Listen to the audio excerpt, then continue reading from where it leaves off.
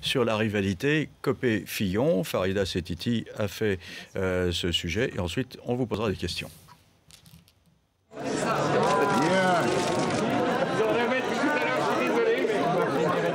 S'embrasser si vous voulez. La plaisanterie est censée détendre l'atmosphère, mais la poignée de main du bout des doigts et les regards qui s'évitent en disent long sur la froideur des relations entre François Fillon et Jean-François Copé. Les deux candidats à la présidence de l'UMP ont deux visions différentes de la droite. François Fillon prétend incarner le rassemblement le plus large.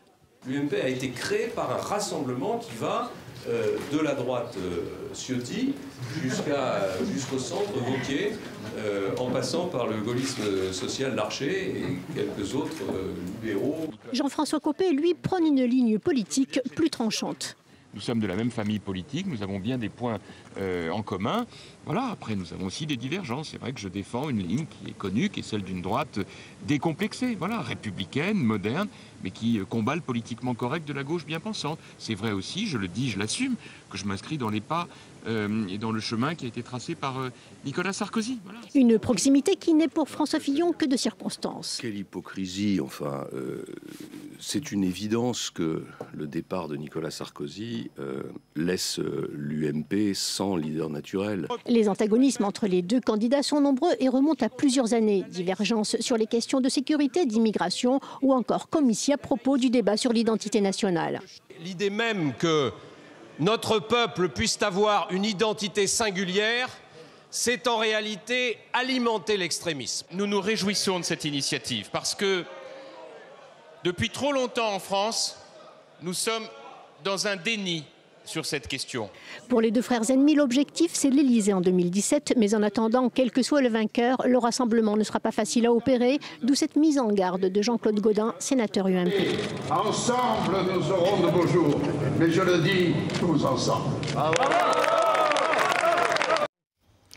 Madame Pécresse, on sait que c'est vrai, les divergences entre François Fillon et Jean-François Copé ne datent pas d'hier. Ça fait 5 ans qu'ils s'opposent avec comme seul objectif 2017, la présidentielle. Alors. Vous voulez, c'est une question? Oui. C'est une question en forme d'affirmation. Oui, parce que... Mais la question du leadership n'est jamais tabou. Nicolas Sarkozy a choisi de se mettre en retrait de la vie politique. Aujourd'hui, il faut lui choisir un successeur. Moi, je trouve que cette question, elle est naturelle, elle est démocratique. Je suis plus fière d'appartenir à l'UMP qui organise une vraie consultation de ses militants pour leur demander leur avis sur le leadership, plutôt qu'au Parti socialiste où ça se décide, on ne sait pas comment, dans une boîte à chaussures, où il y a moins de votants que de candidats. Oui, mais en attendant, vous avez toujours dit que cette élection ne présageait pas du tout la présidentielle, alors que vous avez déclaré cette semaine que le vainqueur sera en bonne position pour représenter le parti à la présidentielle. C'est un peu contradictoire. Ah non, mais nous, on n'a jamais dissocié les deux. Il y en a un de trop, finalement. Ah non, on n'a jamais dissocié les deux. D'ailleurs, si on a tous un moment de sincérité, une petite minute de sincérité, tout le monde reconnaîtra, tous les candidats reconnaîtront que prendre la tête du parti aujourd'hui, c'est, j'allais dire, une première étape vers la primaire de 2016. Nous nous sommes engagés. Donc il s'agit bien d'une élimination d'un des deux? Non. Il y aura, et peut-être si les militants me font confiance, ce sera mon rôle, nous organiserons une primaire ouverte, et j'espère qu'elle sera plus ouverte que cette élection à la présidence de l'UMP, parce que je regrette que Bruno Le Maire, Nathalie Kosciusko-Morizet n'aient pas pu participer. Je souhaite qu'en tout cas à la primaire de 2016, s'ils le souhaitent, ils puissent participer. Donc nous aurons une primaire ouverte en 2016, qui nous donnera l'élan pour la présidentielle, mais c'est évident que le chef de notre famille politique a vocation à se présenter à cette primaire de 2016 et à conduire la famille, j'espère, à la victoire. Alors, quand même, on va poursuivre sur cette rivalité entre les deux. Je vais vous faire regarder quelque chose qui date de mai 2010. Déjà, ils s'étaient affrontés sur le Nini au sujet du Parti Socialiste et du Front National, et ils ont essayé de nous vendre la réconciliation après un déjeuner dans un restaurant parisien. Regardez ça.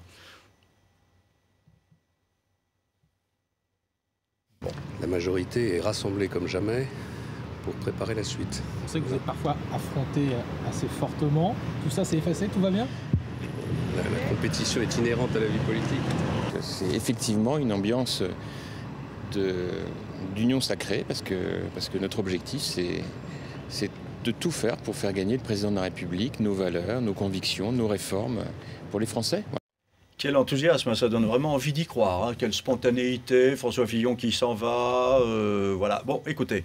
Monsieur Mazerolle, les rivalités entre Martine Aubry et François Hollande n'ont jamais empêché la gauche de gagner. L'important aujourd'hui pour nous, c'est de construire un vrai projet d'alternance. C'est de rassembler, alors je parle évidemment de mon champion, de rassembler autour de François Fillon le maximum de force et le maximum de sensibilité de l'UMP. Justement, Jean-François Copé dit « Moi, c'est la droite décomplexée ». D'ailleurs, il en fait un livre qui va être publié cette semaine, hein, La droite décomplexée.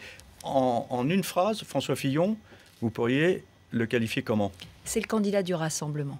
C'est le candidat qui va à la fois aller rechercher les électeurs de l'UMP qui ont voté Front National et les électeurs de l'UMP qui ont voté Hollande.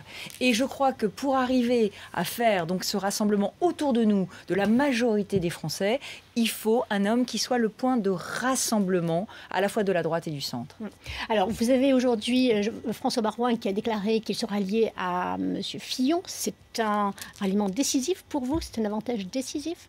Je constate que le rassemblement autour de François Fillon s'élargit jour après jour. Et moi, j'en suis évidemment très heureuse. S'agissant de François Baroin, c'est une vraie figure de notre mouvement politique. J'ajoute que c'est un ami personnel et nos parcours se ressemblent. C'est-à-dire que nous avons fait les mêmes choix, ceux du gaullisme social, ceux de la Chiraquie. Et donc c'est assez logique que nous nous retrouvions aujourd'hui derrière François Fillon, qui, je crois, incarne ses convictions. Alors Jean-François Copé a dit qu'il se rallierait à Nicolas Sarkozy si jamais celui-ci avait l'intention de revenir dans le jeu politique. Est-ce que c'est le cas de M. Fillon? Il faut être clair, ce que nous pensons aujourd'hui, c'est que François Hollande emmène le pays dans le mur. Et que dans la période que nous traversons, qui est une période où le monde est en train de changer, la politique de la gauche est en train de causer le déclin de la France. Alors à partir de ce moment-là, si vous voulez, les ambitions personnelles passent quand même... Si, les ambitions personnelles passent quand même un petit peu au second plan. Si on a au cœur l'intérêt de la France, on se mettra aux côtés de celui qui a le plus de chances de nous faire gagner en 2017. Moi, en tout cas, c'est mon point de vue. Je l'ai déjà exprimé à plusieurs reprises. Et c'est aussi pour ça qu'on organise des primaires ouvertes en 2016. Alors justement, parlant de Nicolas Sarkozy, on va vous écouter. C'est une reconnaissance posthume du travail de Nicolas Sarkozy, si je puis dire, ce traité européen. Puis baisser les charges sur les salaires, il faudra bien une recette pour compenser. Ce sera la TVA sociale ou ce sera la CSG sociale. Ils n'ont pas d'autre choix. Et là encore, ce sera une réhabilitation posthume de Nicolas Sarkozy. Il est mort et enterré pour vous, Nicolas Sarkozy? Non, c'est le gouvernement auquel j'appartiens qui est mort et enterré et j'en porte le deuil tous les jours. Alors, et j'aimerais que les Français en portent le deuil aussi et qu'ils nous regrettent.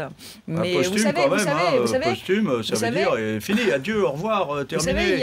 Vous savez, il y a un livre... Posthume, quand même. Oui, vous connaissez bien la langue française. Monsieur Mazerolle, il y a un livre qui est le plus vendu au monde, qui s'appelle La Bible. Et dans la Bible, il y a la possibilité de la résurrection.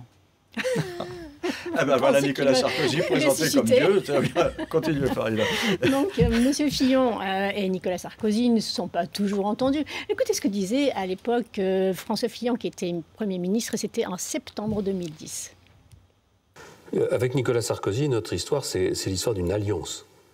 J'ai accepté, j'ai choisi de le soutenir et de faire alliance avec lui parce qu'il m'a semblé que c'était le meilleur candidat pour gagner les élections présidentielles. Je pense que je ne me suis d'ailleurs pas trompé. Donc Nicolas Sarkozy n'a jamais été mon mentor. J'ai fait alliance avec lui, j'ai choisi de l'aider à être président de la République et je m'en félicite tous les jours.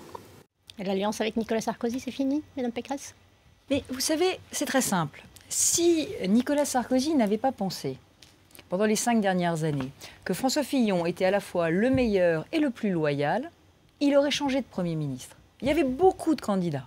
Il l'a choisi parce qu'il savait qu'il était à la fois le plus compétent et en même temps qu'il serait totalement loyal. Et il l'a été du début jusqu'à la fin. Donc je crois qu'essayer d'opposer Nicolas Sarkozy et François Fillon, alors que François Fillon est, j'allais dire, le co-auteur du bilan de Nicolas Sarkozy, et que l'attaquer, c'est attaquer finalement Nicolas Sarkozy.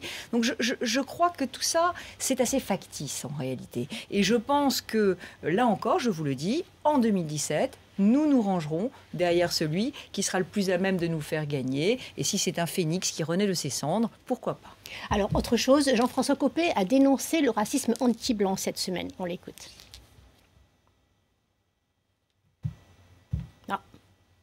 Il n'y a pas de son de Jean-François Copé. Ce n'est pas grave. En tout cas, Madame Pécresse, quelle est votre position sur justement ce sujet, sur le racisme anti-blanc?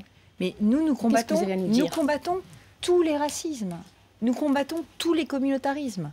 Et ce que nous pensons aujourd'hui, c'est que dénoncer, c'est une chose, mais il faut aussi proposer. Et c'est pour ça que François Fillon a proposé que le Parlement vote chaque année des quotas d'immigration. Mais il y a toutes formes de racisme, Monsieur Mazerolle. Y compris racisme anti-blanc. Mais je ne vais pas nier, mais racisme anti-femme, racisme anti-faible, anti-handicapé, racisme... Vous savez, le sujet aujourd'hui, c'est que la haine de l'autre doit être combattue et que dans une société en crise, elle devient de plus en plus fragile.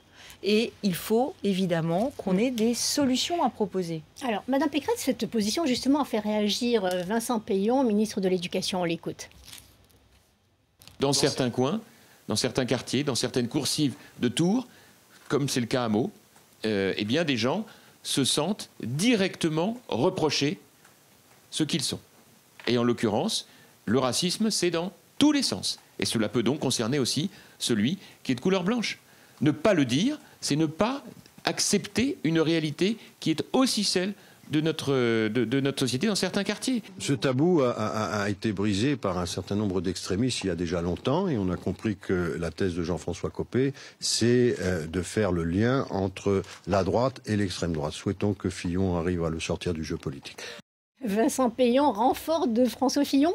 Oui, mais on n'a pas vraiment de leçon à recevoir de M. Peillon, qui est, lui, incapable de contrôler la violence à l'école. Celui qui fait monter aujourd'hui les extrêmes, c'est François Hollande, en proposant notamment des textes comme celui du droit de vote des étrangers. Alors tout de même, le racisme anti-blanc, c'est quelque chose qui a été érigé en doctrine par l'extrême droite. Est-ce qu'à force d'utiliser un langage d'extrême droite, vous allez finir par épouser ces solutions également ? Le dictionnaire de la langue française n'appartient pas à Marine Le Pen ou au Front National. Donc nous avons le droit de parler de tous les sujets. Simplement, il faut qu'on ait des propositions. La différence entre, j'allais dire, l'UMP et le Front National, c'est que le Front National est toujours dans la dénonciation, mais la dénonciation vaine. Quand il s'agit de trouver des solutions républicaines aux problèmes, il n'y a plus personne, parce qu'ils vivent des problèmes. Si on a des solutions, il n'y a plus de vote extrême. Et quand nous avons proposé l'interdiction de la burqa, Madame Le Pen a été contre. Quand nous avons interdit les prières de rue, Madame Le Pen était contre. Ce qui montre bien que le FN est dans la dénonciation et jamais dans la proposition, ce qui fait contraste avec l'UMP. Vous l'obligez à durcir le ton encore, à durcir son discours. Madame Le Pen ? Ben oui. Écoutez, moi je ne fais pas de la politique en me demandant ce que va faire le Front National. Ce que je souhaite aujourd'hui, c'est récupérer tous les Français qui ont cru les chimères du Front National, qui ont cru que le Front National avait des solutions et les ramener dans la droite républicaine qui est la seule qui aujourd'hui a les solutions. Et vous connaissez la position de François Fillon. Pas d'alliance avec le Front National, mais réponse aux questions que posent les électeurs du Front National. Merci Madame. Allez, dans un instant, séquence suivante avec Élie Chevrion, BFM Business, et on parle du budget.